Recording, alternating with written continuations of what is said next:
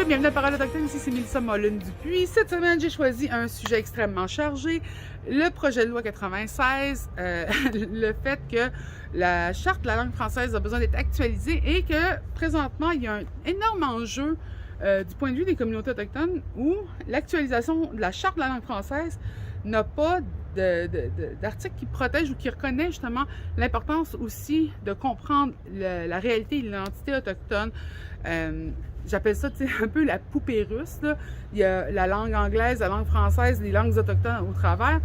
Parce que présentement, un des enjeux, je dirais, c'est qu'il y a dans la mobilisation pour la protection de la langue française, il existe deux groupes. Il y a des groupes qui comprennent totalement les enjeux que les communautés autochtones essaient de mettre de l'avant sur la protection de leur langue, que ça devienne des langues qui sont reconnues comme des langues officielles sur leur territoire, donc des territoires millénaires, des langues qui se parlent depuis des milliers d'années ici, mais qui ont encore un enjeu d'être reconnues, financées, protégées avec des lois, comme c'est le cas pour le français et l'anglais, les deux langues officielles au Canada.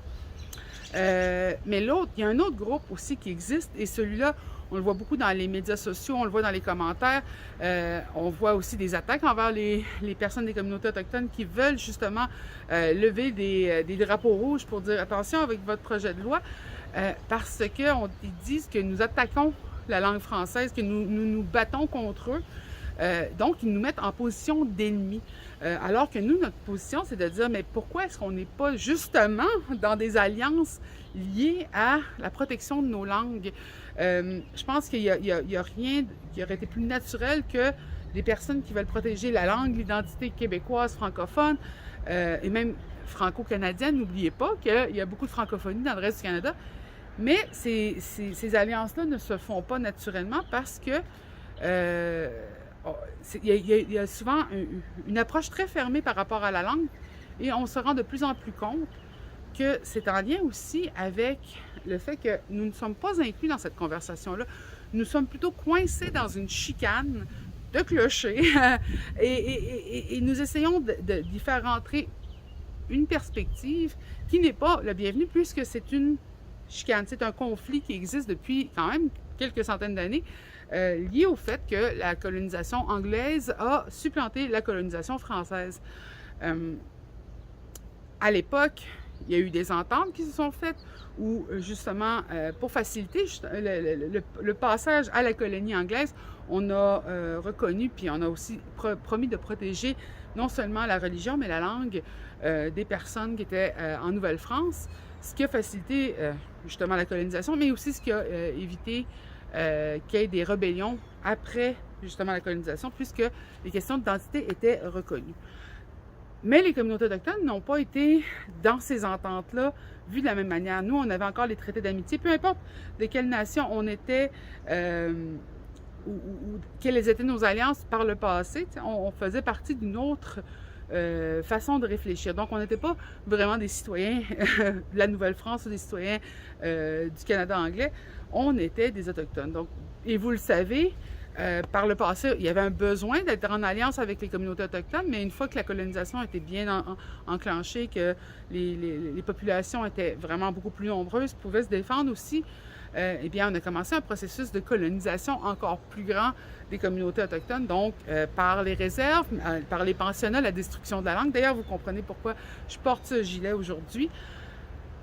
Et c'est là où je me rends compte que dans ce concept de protection de la langue anglaise et française, qui sont deux langues qui supplantent les langues autochtones présentement, autant en loi qu'en personnes qui l'ont parlé, en colonisation, des personnes qui sont maintenant autochtones et qui ont soit comme première ou deuxième langue le français ou l'anglais.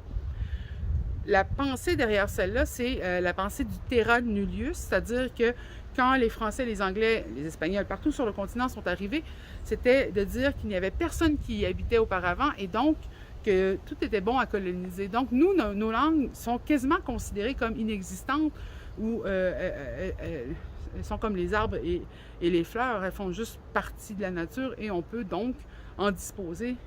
Et c'est ce qu'on peut comprendre dans cette conversation-là puisqu'on n'y est pas inclus ou qu'on doit se débattre énormément pour faire entendre nos voix, nos arguments et aussi personne n'a envie de dépenser de l'argent, on dirait bien, ni au fédéral ni au provincial pour protéger les langues autochtones. Donc, ça crée une désolidarisation des communautés autochtones envers les arguments des personnes qui veulent protéger le français, plutôt que ça aurait dû être le contraire. Et je me souviens très bien, moi, quand j'étais très jeune, moi, l'aspect de l'Inuimun, du fait que je ne le parlais pas, c'était très problématique pour moi. Il n'y avait pas une très grande... un très grand encouragement à parler Innu, mais par exemple, on me félicitait énormément de mon français, que je parlais bien français. Cependant, du côté de mon père, il y avait un encouragement à garder l'aspect culturel, à voir l'importance de l'identité, de la culture, de la langue. Donc, en solidarité, moi, je me suis tournée, puis j'ai dit, bien, moi aussi, je veux protéger la langue française, je veux l'encourager, je veux comprendre et respecter le fait francophone, surtout francophone et autochtone. D'ailleurs, I Don't Know More, beaucoup des aspects de mon quotidien est tourné vers le français.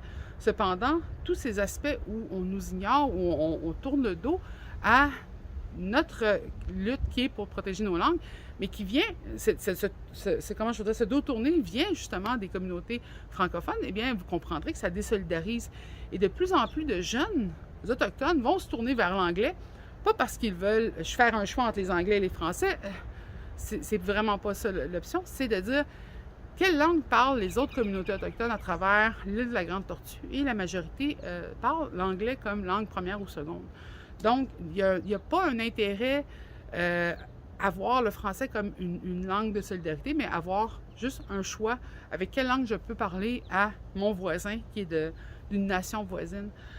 Donc, d'ouvrir cette charte sans prendre en perspective justement les demandes puis les requêtes très simples des communautés, ça ouvre justement une désolidarisation et ça ouvre à un affaiblissement de la protection des langues. Parce qu'une langue, tu ne peux pas forcer les gens à la parler, mais tu peux, par exemple, inspirer des gens à vouloir la parler, la protéger, à vouloir t'exprimer dans cette langue-là. Donc, ce sont des enjeux qui sont, en 2022, je pense qu'ils auraient dû être déjà explorés, déjà échangés, mais qui sont encore, comment je pourrais dire, l'arbre et l'écorce entre lesquels les communautés autochtones doivent se débattre pour se faire entendre. Vous comprendrez maintenant pourquoi c'est extrêmement chargé, pourquoi c'est extrêmement difficile d'en discuter. Mais souvent, cette discussion-là, je la tourne sur l'idée de je sais que c'est compliqué, je sais que ça rajoute une couche déjà à une lutte qui est difficile pour la langue française, mais n'oubliez pas aussi qu'en 90, quand la séparation du Québec était une discussion très active d'ailleurs, qui était élaborée justement au point d'avoir un référendum, un des aspects légaux qui avait été opposé au référendum, c'est que l'idée du référendum avait été faite sans avoir en tête les enjeux autochtones.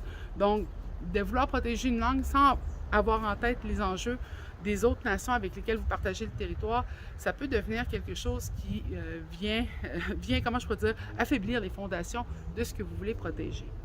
Alors, comprenez que ce sont des enjeux qui sont chargés, qui sont des fois racialisés, au point où est-ce que beaucoup de personnes, par exemple, de la nation Mohawk, qui ont l'anglais comme langue première ou seconde, peuvent se voir faire agresser parce que ici, c'est en français, puis ben non, ici, c'est en Kanien'kehá:ka. Vous comprenez comment ça devient des fois chargé et c'est pas comment je peux dire, c'est pas l'opinion, c'est pas la manière de faire de tout le Québec, de tout le Canada, mais ça devient celle qui est au devant et celle qui confronte justement les communautés autochtones. Donc, il faut appeler à une solidarité, il faut appeler à une reconnaissance des langues autochtones, à une ouverture justement de la protection des langues autochtones, surtout particulièrement après les enjeux de la réconciliation.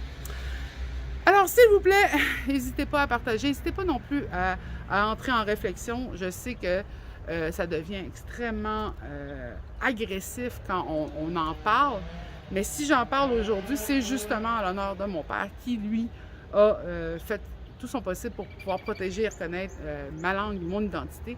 Et donc, en échange, je veux faire la même chose pour lui. Cependant, qu'est-ce qui dit que nos enfants, eux, auront cette même approche-là si on ne garde pas cette ouverture-là après toutes ces années? Alors, je vous souhaite une belle semaine. N'hésitez pas à en parler, n'hésitez pas à échanger, mais pensez vraiment au fait de ce qui peut solidifier une langue et ce qui peut l'amener à disparaître ou se transformer.